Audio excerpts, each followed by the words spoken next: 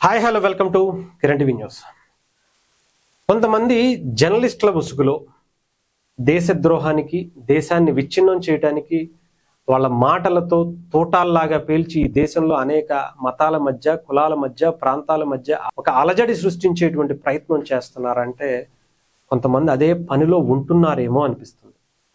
Especially individual journalism పేరుతో వాళ్ళకి నచ్చినటువంటి కంటెంట్ చేస్తూ వాళ్ళకి నచ్చినటువంటి భావ ప్రకటన స్వేచ్ఛ ఈ భారతదేశం ఇచ్చింది కాబట్టి మనం ఏదైనా మాట్లాడినా అది నమ్మేస్తారు, అదే నిజం అనుకోవాలి, అదే నిజమని చెప్పాలి మనం అనేటువంటి ప్రయత్నం రుద్దుతూ వస్తున్నటువంటి వ్యక్తులు కొంతమంది ఉన్నారు. వాళ్ళల్లో మన వెనకాల ఉన్నటువంటి మహిళ జర్నలిస్ట్ ఒక ఆమె రీసెంట్గా మన సజ్జనార్ గారి దగ్గరికి వెళ్ళి కంప్లైంట్ కూడా ఇచ్చారు. కొంతమంది మహిళా జర్నలిస్టులు అందరూ కలిసి అక్కడికి వెళ్ళడం జరిగింది. కొంతమంది సోషల్ మీడియాలో పిచ్చి పిచ్చిగా మాట్లాడుతూ అసభ్యకరంగా బిహేవ్ చేస్తున్నారు, కమెంట్లు చేస్తున్నారు అని చెప్పి కంప్లైంట్ ఇవ్వడం కూడా జరిగింది.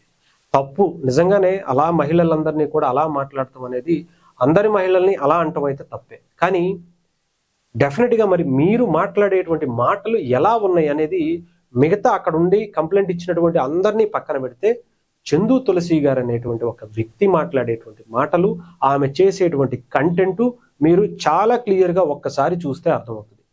కంప్లీట్గా అంటే సమాజం అంతా ఒక పాజిటివ్నెస్లో వెళ్తుంటే డెఫినెట్గా దాని మీద ఏదైతే ఎవరైనా పాజిటివ్ అంటే 100 మంది దాని మీద లేకపోతే 1,00,000 మంది పాజిటివ్గా ఒక వీడియో చేస్తే దాంట్లో జరిగినటువంటి మంచిని చూపిస్తే ఈవిడ మాత్రం దాంట్లో ఉండేటువంటి నెగిటివ్ని మాత్రమే చూపించి దీంట్లో ఇలా జరిగింది, దాని మీద ఇది అని చెప్పి నెగిటివ్ని మాత్రమే చూపిస్తుంది. అంటే పైగా ఏదో ఒక కొటేషన్ కూడా చెప్తుంది, జర్నలిస్ట్ ఎప్పుడు కూడా జర్నలిస్ట్ అనే వ్యక్తి సైలెంట్గా ఉండరు అట, సైలెంట్గా ఉండకూడదు అట. ఓకే, మంచిదే, జర్నలిస్టులందరూ అలాగే ఉండాలి, ప్రశ్నిస్తూ ఉండాలి. కానీ చెడుని మాత్రమే చూపించేటువంటి వ్యక్తులుగా మీరు ఎందుకని చేస్తున్నారంటే సమాజంలో మంచి వైపు జనాలు ఆలోచించకూడదా? మంచి వైపు జనాలు వెళ్ళకూడదా? సమాజంలో మీకు చెడు మాత్రమే కనిపిస్తుందా? మంచి మాత్రం అసలు కనిపించదా? అది కూడా ఒక వర్గానికి సంబంధించినటువంటి మంచి మాత్రమే కనిపిస్తుందా? నేను మీకు వెనకాల ఒక వీడియో ఉంది, ఆ వీడియో నేను పూర్తిగా ప్లే చేయను కానీ మీకు జస్ట్ వినిపిస్తా. వీళ్ళందరూ కూడా ఢిల్లీ బాంబ్ బ్లాస్ట్లో జరిగినటువంటి దాంట్లో డాక్టర్స్, వీళ్ళందరూ కూడా వాళ్ళందరూ దాంట్లో పాల్గొని మన దేశాన్ని విచ్ఛిన్నం చేయాలి, మన దేశ రాజధానిని అలజడి సృష్టించాలి, తద్వారా ఇక్కడ ఒక భయాన్ని క్రియేట్ చేయాలి, ఇక్కడ భారతదేశం ఎదుగుతున్న దాన్ని ఆపాలి అనేటువంటి ప్రయత్నంలో వాళ్ళు చేసినటువంటి కుట్ర అంతా ఇంత కాదు. అలాంటి టెర్రరిస్టులకు కూడా ఆమె వత్తాసు పలుకుతుంది. వాళ్ళని కాదు, ముందు పోలీస్ డిపార్ట్మెంట్ ఏం చేస్తుంది, ప్రభుత్వాలు ఏం చేస్తున్నాయి అని చెప్పి క్వశ్చన్ చేస్తుంది. ఇక్కడ వాళ్ళ ఆలోచన తీరు మార్చాల్సింది పోయి అలాంటి వాళ్ళు ఎక్కడున్నా మనం ఖండించాలి అని చెప్పడం మానేసి ఆమె కంప్లీట్గా దేశంలో ఒక వర్గానికి అలాంటి ఆలోచన అంటే విచ్ఛిన్నం చేయాలి అనేటువంటి ఆలోచన కలిగినటువంటి వ్యక్తులకి ఇంకా నూరిపోసి వాళ్ళని ఇంకా చెడు వైపు వెళ్ళేలాగా, చెడుని ఇంకా పెంచేలాగా, ఈ దేశం మీద, ఈ సమాజం మీద, కులాల మీద, మతాల మీద విద్వేషాలు రెచ్చగొట్టేలాగా, కులాల మధ్య కుంపట్లు తెచ్చేలాగా, మతాల మధ్య చిచ్చు పెట్టేలాగా ఆమె మాట్లాడినటువంటి మాటలు అన్నీ ఇన్ని కాదు. నేను ఒక్క వీడియో మీకు చూపిస్తాను. అంటే రీసెంట్గా ఒక మాట వినిపిస్తాను, ఫస్ట్ ఫోన్లో వినిపిస్తాను, తర్వాత ఆవిడ చేసినటువంటిది, ఆ తర్వాత మాట్లాడదాం. ఎందుకు ఇంత బలంగా నేను మాట్లాడాల్సి వస్తుంది అంటే ఒకటి కాదు, రెండు కాదు. ఆమె మీరు ట్విట్టర్ చూసినా, యూట్యూబ్ చూసినా, ఎక్కడ చూసినా కూడా ఆమెకి కంప్లీట్గా ఈ దేశం మీద ఉన్నటువంటి అక్కస్సు కనిపిస్తుంది. ఈ దేశం మీద, ఈ సమాజం మీద, ముఖ్యంగా హిందువుల మీద ఆమెకు ఉండేటువంటి కోపం కనిపిస్తుంది. ఇంత ద్వేషం ఎందుకు ఈ సమాజం మీద, ఈ దేశం మీద ఎందుకో నాకైతే అర్థం కాదు. హిందువులు, ముస్లిమ్స్, క్రిస్టియన్స్, అన్ని కులాలు, అన్ని మతాల వాళ్ళు ఈ దేశంలో అన్యోన్యంగా ఉంటే ఆమె చూడలేకపోతుందా, తట్టుకోలేకపోతుందా? అందుకే ఇలాంటి మాటలు, ఇలాంటి కంటెంట్ వీడియోస్ చేసి రెచ్చగొట్టేటువంటి పనులు చేసుకుంటూ ఇలాంటి వాళ్ళకి సపోర్ట్ చేసి ఇలాంటి వాళ్ళు ఇంకొంతమంది తయారవ్వాలని కోరుకుంటుందా అనేది కూడా అర్థం కావట్లేదు. అంటే భావ ప్రకటన స్వేచ్ఛ కింద ఇప్పుడు మేడం గారిని నేను కనుక ఏదన్నా అంటే ఆవిడికి మాత్రమే భావ ప్రకటన స్వేచ్ఛ ఉంటుందా? నాకు కూడా ఉంటుంది. I'm also independent journalist. మీకు ఏ హక్కు అయితే భారతదేశ రాజ్యాంగం మీకు కల్పించిందో అదే హక్కు నాకు, నా ఇండివిజువల్గా నా భావ ప్రకటన స్వేచ్ఛ కూడా నాకు కల్పించింది. ఆ హక్కుతోనే నేను మిమ్మల్ని క్వశ్చన్ చేస్తున్నా. మీకు ఈ కులాల మధ్య మతాల మధ్య చిచ్చు పెట్టాలనే ఆలోచన ఎందుకు వస్తుంది? మీ వీడియోస్లో అన్ని వీడియోస్లో కూడా నెగిటివ్ని మాత్రమే ఎందుకు చూపిస్తున్నారు? ప్రజల మధ్య విడగొట్టేటువంటి ప్రయత్నం, మతాల మధ్య చిచ్చులు పెట్టేటువంటి ప్రయత్నం ఎందుకు చేస్తున్నారు? ఒక్కసారి రీసెంట్గా ఆమె మాట్లాడిన దాంట్లో ఎన్ని అబద్ధాలు ఉంటాయంటే అసలు 100% అబద్ధాలే ఉంటాయేమో అనిపిస్తుంది.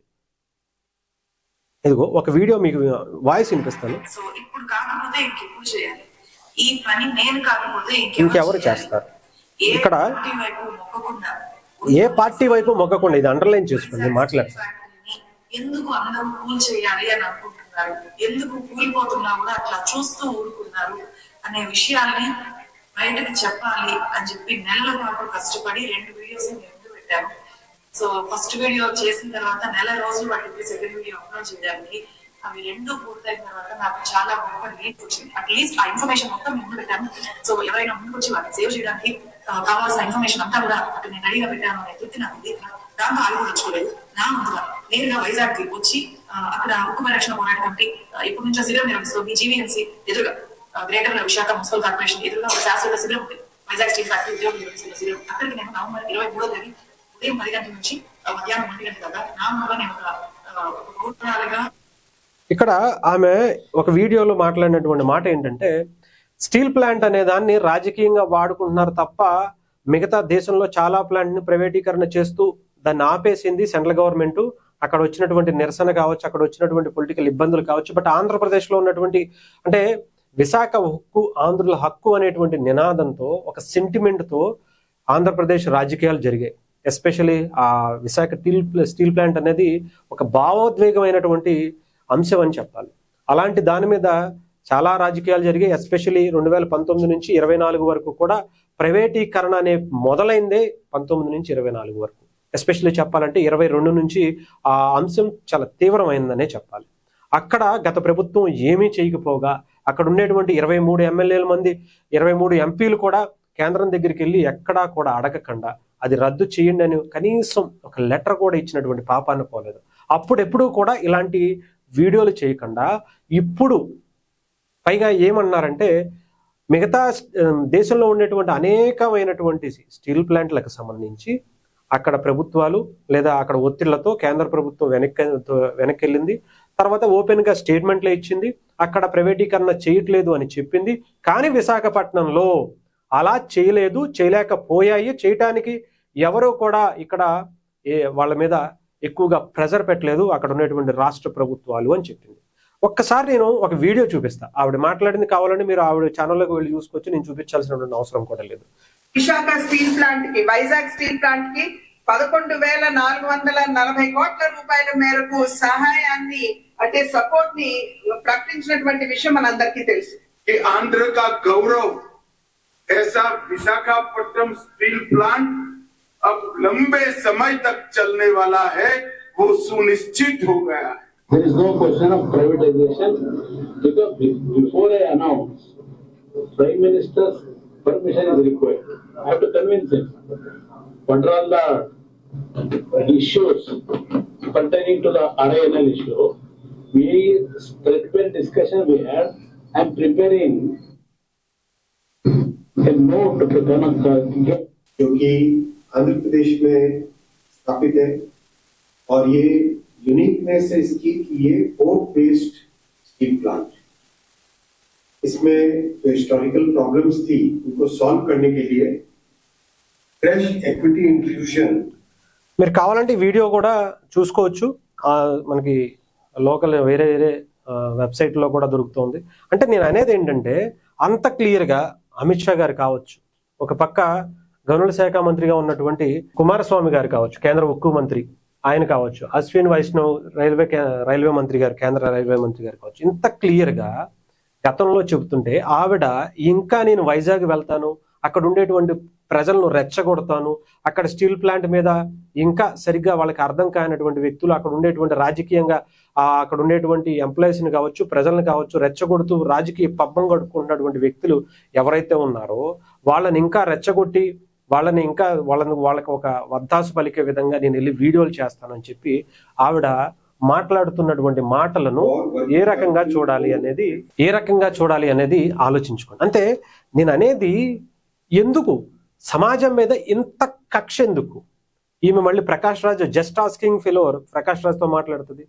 కొంతమంది ఈవిడికి వత్తాసు పలుకుతూ ఇదే. నేను ఇంకొకటి ఏం మాట్లాడుతున్నానంటే, స్టీల్ ప్లాంట్ ఇష్యూ అనేది వైఎస్ఆర్సీపీ రీసెంట్గా ఒక 1 వీక్ నుంచి కూడా వాళ్ళ సోషల్ మీడియాలో, వాళ్ళ యూట్యూబ్ ఛానల్స్లో, వాళ్ళ సపోర్టింగ్ ఛానల్స్లో, సోషల్ మీడియాకి సంబంధించినటువంటి పేటిఎం బ్యాచ్ దగ్గర అందరూ కూడా ఇదే లైన్ పట్టుకున్నారు. యాజ్ ఇట్ ఈజ్గా 2 రోజుల క్రితం నుంచి ఆమె కూడా ఇదే పట్టుకుంది. ఈవిడితో పాటు ఇంకో కొంతమంది సపోర్టింగ్ ఛానల్స్, ఆ ప్రశ్న అనే ఒకళ్ళు ఉంటారు. వీళ్ళందరూ కూడా ఒకటే లైన్. సాధారణంగా రాజకీయ పార్టీలకి, ప్రతిపక్ష పార్టీలకు కావచ్చు, అధికార పక్ష పార్టీలకు కావచ్చు, ఒక లైన్ తీసుకుంటారు. దాని మీద మీరు వీడియోలు చేయండి, ఇలా చేయాల్సినటువంటి పరిస్థితి ఉంది అంటే వీళ్ళు మాట్లాడుతూ ఉంటారు.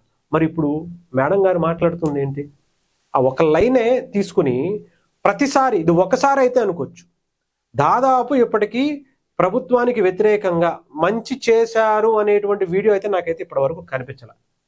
వ్యతిరేకంగా మాత్రం భయంకరంగా ఆమె చేసుకుంటూనే వస్తుంది. ఎందుకని? ఓకే, మీరు సమాజంలో ఎప్పుడూ ప్రశ్నిస్తూనే ఉండాలి, ప్రతిపక్ష పాత్ర కంపల్సరీ పోషించాలి, కానీ మంచిని మంచని చెప్పాలి, చెడుని చెడు అని చూపించాల్సినటువంటి పరిస్థితి ఇండివిజువల్ జర్నలిస్టులుగా మన మీద కూడా ఉంది కదా. ఎందుకని ఓన్లీ నెగిటివ్ని మాత్రమే, ఓన్లీ చెడును మాత్రమే ఇంకా ప్రోత్సహించేలాగా, ఇంకా ఎక్కువ పెరిగేలాగా మీరు వీడియోలు చేయటం ఎంతవరకు కరెక్ట్ అనేది చందు తులసి గారు కూడా ఆలోచించుకోవాలి. మీరు గొప్ప జర్నలిస్ట్ అయి ఉండొచ్చు, గొప్ప వ్యాఖ్యాతగా ఉండొచ్చు, కానీ మీరు మాట్లాడేటువంటి విధానం ఎదుటి వాళ్ళని రెచ్చగొట్టి కులాల మధ్య, ముఖ్యంగా మతాల మధ్య చిచ్చు పెట్టాలనేటువంటి విద్వేషాల పూరితమైనటువంటి మాటలు పదే పదే ఎందుకు చేస్తున్నారు? ఇప్పుడు మీరు విశాఖపట్నం వెళ్ళి వైజాగ్లో అంతమందిని రెచ్చగొట్టే ప్రయత్నం కాదా మీరు నిన్న అక్కడికి వెళ్ళి చేసింది? అక్కడ ఆ సమస్యకి ఒక పరిష్కారం దొరికింది. అక్కడ కేంద్ర రాష్ట్ర ప్రభుత్వాలన్నీ కూడా క్లియర్గా అనౌన్స్ చేస్తే చేయలేదు అని చెప్పి అబద్ధాలు చెప్పాల్సినటువంటి పరిస్థితి ఎందుకు వచ్చింది అనేది చందు తులసి గారు ప్రజలకి మీరు ఈ వీడియో చూస్తే కనుక డెఫినెట్గా సమాధానం చెప్పాలి. లేకపోతే మీరు ఈ దేశానికి, ఈ రాష్ట్రానికి ద్రోహులుగానే ఉంటారు. ఇలా టెర్రరిస్టులకి, బంగ్లాదేశ్ నుంచి లేదా ఇంకొక చోట నుంచి వస్తున్నటువంటి వ్యక్తులకి మీరు సపోర్ట్ చేయటం అంటే ఈ దేశానికి అన్యాయం చేస్తున్నటువంటి వ్యక్తులే. మిమ్మల్ని కూడా ఈ దేశ ద్రోహులుగానే ఉండాల్సినటువంటి పరిస్థితి అయితే ఉంటుంది. ఆలోచించుకోండి.